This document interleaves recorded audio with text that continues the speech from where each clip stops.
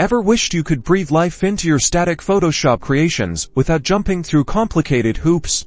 Let's dive into Imagemotion, a nifty function that effortlessly adds motion graphics and basic animation directly within Photoshop. First, open Adobe Photoshop and load the image you want to animate. This could be anything, from a portrait to a landscape. This example will use an image of a hiking trail.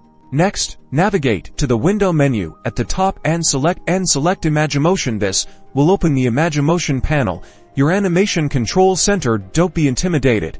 We will be walking through it step by step. In the Imagemotion panel, you will see several options to begin animating. The most direct way to begin animating is use the AutoMotion button. Photoshop's AI will intelligently analyze your image and generate an initial animation. Give it a try by clicking the button. Once you click AutoMotion, Photoshop goes to work analyzing the image and applying the appropriate animation setting. This is the easiest way to quickly experiment and get your feet wet. You can adjust the speed, direction, and effects of the animation using the controls in the Imagemotion panel. Get creative and fiddle around.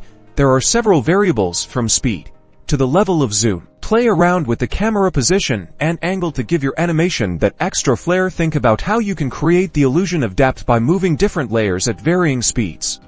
Once you're satisfied, you can export your animation as a video or even a GIF for use on social media. Imagemotion opens up a whole new world of creative possibilities, so go ahead and get creative.